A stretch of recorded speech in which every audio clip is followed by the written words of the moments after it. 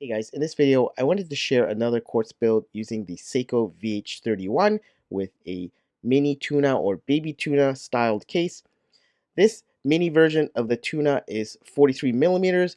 43 millimeters may not seem small, but when compared to the larger tuna case at 47 or 48 millimeters, it certainly is.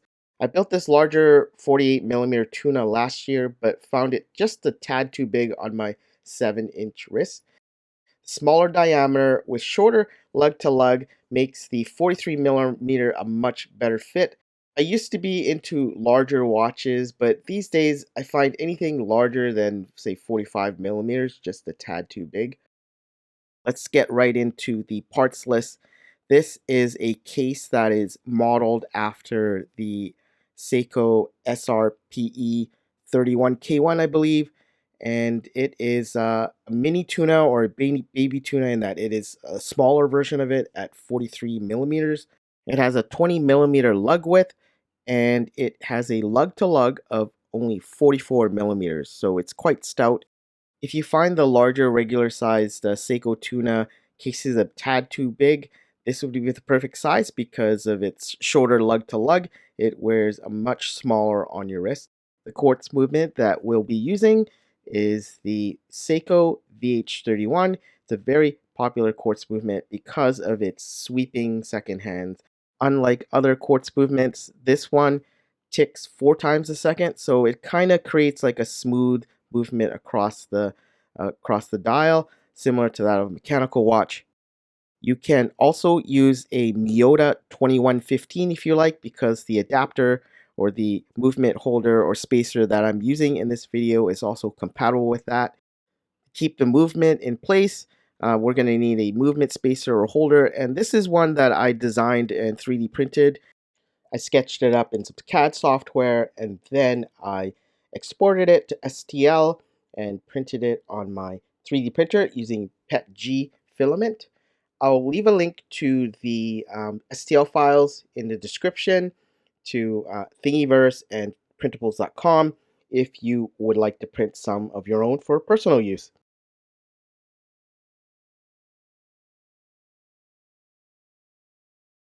So the dial I'm using here is a 28.5 millimeter with a no date. There's no window because the VH31 does not have a date complication.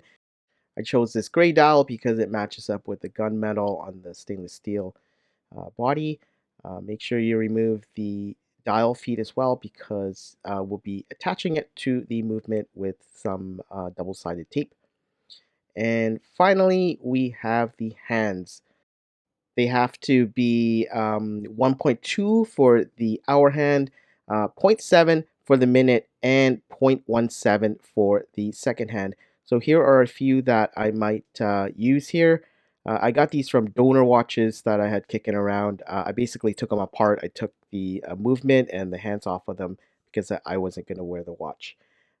We're not going to use the feet on this dial, so we're going to cut them up. So you want to use a pair of snippers and just cut it as close to the dial as possible, and then maybe go get a file or something and get rid of the rest of it. We're going to attach the dial to the movement using some double-sided tape. So here are some pre-cut ones. They're specifically made for, I guess, this purpose. I got these off of Amazon and I got like 20 sheets of them for about $20. I'll leave a link to the description if you want to pick some up. You could also use dial dots. They're also known as that. But if you don't have any, I guess you could get some double-sided tape and just cut some of your own. Uh, you just need like a couple of millimeters strips to help align the dial onto the movement. We're going to use the crown stem here for as a guide. So I'm just putting on the crown to the crown stem. And then what I'm going to do is insert it into the movement. The crown position for this watch is 3.8. So it's just before 4 o'clock. So it's like one notch before 4 o'clock. We're going to use the crown stem to help align it. So what we're going to do now is remove the double-sided tape and position the dial, and then we're just gonna push it down to stick it in place. So like I said, the crown position is at 3.8, and you can see here the dial has a bunch of markers around it that can help you easily align it, and you want it at just one notch before 4 o'clock. You want to hover the dial over the movement. I'm going to lift up the movement here so you can see it, and you want the pinions to stick up in the center, right in the center, and at the same time you want the crown stem to be aligned to 3.8. So it's just one notch before 4 o'clock. So about there, right? And then once you get it to the place you want, you just want to push it down, and that will make it stick to the movement, and you're good. So the great thing about using double-sided tape is that, if it is not perfectly where you want it, you can just, basically twist it a bit or remove it. So we're not using anything like crazy glue or anything to glue it into place. So it's easily correctable if it's not in the right place. Um, so I think that's where I'm gonna have it. So I'm gonna just push it down to make the double-sided tape stick to the dial, and push it down a bit. And if you need to, you can slightly adjust it or twist it. But I think that is pretty good. And if you could see right there, the pinions are right in the middle, or the poles are in the middle, and then the crown stem is just right on that notch before 4 o'clock. And now what we're going to do is mount the hands. But before that, we're going to test fit it. So I'm going to take the crown stem out, and with the VH31, you basically push like a little lever here. I don't know if you could see it, but there's a little notch there that sticks out, and you just push it, and you'll be able to just pull the crown stem out without any force. So we're gonna test fit it in the case just to make sure the alignment is good and everything before we mount the hands. So we can place the case on top of the movement and dial, and kind of push it in there, and then we're going to insert the crown stem. Let's see if I can, let's get rid of that. The gasket's getting in the way. We don't need to deal with that just now, but let's see if it's in the right place. Okay, and now insert the crown stem. It's also a good idea to fit your um, movement spacer in here to see that it is fine. You may need to trim something or sand something because 3D printers aren't perfect, especially mine. When I printed mine, there's a lot of flashing and strings that are on it, and I had to like cut them out. So just you may have to print multiples and use a different one. So I swapped it out. There was a piece of like plastic in the way that wasn't fitting right. So I printed another one. So I just put it in there. This one seems to fit in just fine. You may have to play around with the alignment. So you can see it's a bit off. I think I have to twist it a little bit. Something's not aligned properly, but just take your time and make sure everything's going in the right place. And just if you have to, you may need to take it out and twist the dial just a little bit to make sure it lines up. But I'll play around with that. But so far it looks good enough. It's a little bit off, but I will fix it before I put everything together. After playing around with it for a couple of minutes, so it's better aligned now. The 3, 6, 9, and 12 are matching up with the chapter ring, so it looks pretty good. We will need to do a little bit trimming of the height of the movement spacer later on, but overall it's good enough to go to the next step, which is to mount the hands. I was gonna try out these hands here, but as you can see, they're a little bit too long. You want hands that are around 11 or 12 millimeters, and I think these are like 13 or 14. They're a little bit too long, and they stick past the part where it will interfere with the chapter ring, so this one won't work. Here's another set of hands that I thought maybe I could use, and these ones again were just slightly too long. I ended up choosing these hands here, and these are much shorter, so they're designed for like a mini or a mini SKX. Um, I forgot where I got these, but they were in my parts bin. They're shorter. I believe they're around 11 millimeters for the minute hand, and the second hand was like 13 or 12 or something. So it's shorter. So I'm gonna mount the hour hand now. So the great thing about a no date movement is you don't really have to make sure that the time is at midnight before you mount your hand. So technically you could mount the hour hand anywhere on the dial. I'm mounting it, pointing at 12 o'clock, but you can mount it at anywhere, and then later on turn the hour hand to midnight before mounting the minute hand, and that's all you really need to do. I'm just going to show you with some manual hand pushers here. You just want to get it on the post a little bit, like just so that it's kind of in the post, and then you could like align it by using a plastic something plastic or like a toothpick or something. Like I said, you don't actually have to align it at 12 o'clock right now, but I'm just showing this for a demo. But you could just put the hour hand on any hour and then change, insert the crown and then change it to midnight and then mount the minute hand. So I'm gonna put it under this apparatus here, and this allows me to push the hand down straight as opposed to using the manual ones. You could go in at an angle, so it might be lopsided.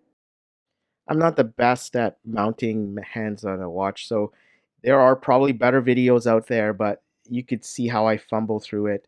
Um, and with this little apparatus, it makes my job a lot easier. And I think I got this from Amazon. It wasn't terribly expensive, and you could see it's done. So I just push down on it just gently, and it was mounted. Unfortunately, I did something stupid. I forgot to hit the record button when I was mounting the minute hand, so you're already seeing it mounted. There's really not much to see. It's the same process as mounting the hour hand, but make sure the hour hand is at midnight, and then you mount the minute hand at midnight. Now, but I will show you how to mount the second hand, which is one of the hardest ones to do. I usually fumble through this, so hopefully we can do it on the first shot. Actually, I'll cut right to it. It took me about 15 tries, but this should be the one that works. So I'm going to do this manually, but it should work now. I had to do several taps, and let's see if it's level, and just going to give it another tap for good measure. Okay, and now let's see if it will work. So when I pushed in the crown stem, you could see that the second hand is not moving, and that is because the battery's dead. So I ended up having to turn it around and change the battery, and that fixed it. Along with changing the battery, I also used a different second hand. I thought this one looked a little better, so I swapped it out. So I'm just putting the final touches. I'm just going to push it in now, and you should see that it is moving now. So you can see the smoother sweep of the VH31. It's not quite as smooth as a mechanical second hand, but it's pretty good. It's a good alternative to a mechanical. Before we close up the case back, I wanted to show you what I had to do with the movement spacer. So I trimmed off some of the tabs here. I might have done too much, but luckily I have multiples. But we're going to try this out and see how it fits. And we're just going to screw it on and see if everything's aligned. Right now, I'm also going to measure how much of the crown stem we need to cut. So here, eyeballing it here, it looks like it's about 5 millimeters. So what I would suggest is that you measure and cut a little bit at a time if you only have one crown stem. So I cut the crown stem in a Ziploc bag so the pieces don't fly everywhere. If you only have one crown stem, I would recommend that you cut a little bit at a time, or else you're going to have to wait weeks while you order a replacement. So before casing it all up, make sure you clean the dial, use a blower on it, make sure everything is lined up properly. And then what we can do now is insert the crown stem that has just been trimmed and make sure that it fits correctly. Be sure to also grease the gasket, and this is what keeps water out. Obviously, this is not going to be 200-meter rated, but it should survive some rain and maybe some light hand washing. But I wouldn't trust this for swimming because it isn't rated. It's something that you put together yourself. But this gasket will help with keeping the water out, and it's nice to keep it nice and lubricated so it's not drying out. All we need to do now is put on the case back. I am going to lightly screw this in by hand, and then I'm going to use this this little metal thing on my desk. I wouldn't recommend using this because you might scratch the case back, but I usually use a rubber ball tool, but this one works. You don't need to crank it on too tight, just so it's snug.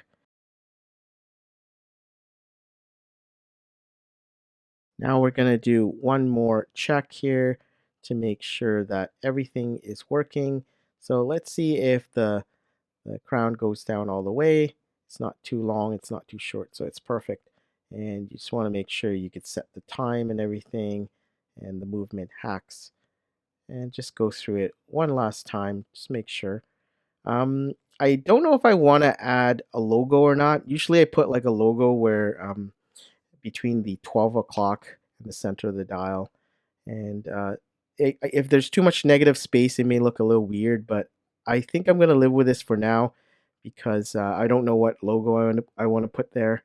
So I'm just going to leave it blank for now and just wear it for a bit. And if I change my mind on what logo to put, I'll just stick it on afterwards.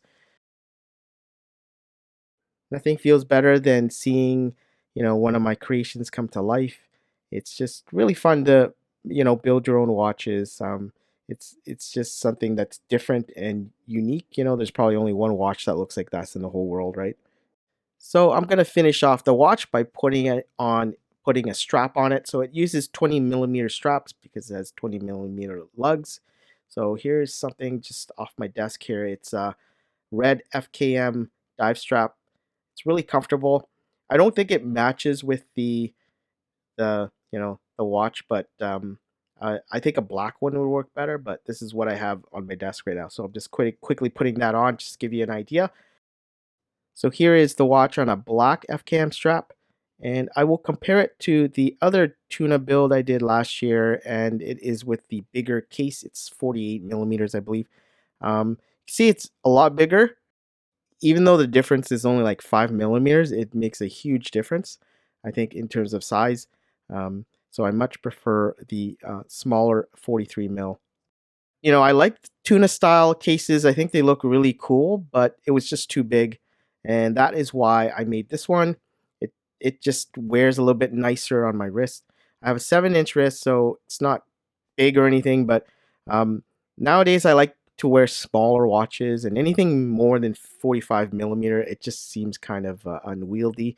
So if you like a smaller version of the tuna, I think the 43mm, the baby tuna or the mini tuna, I think is a good alternative.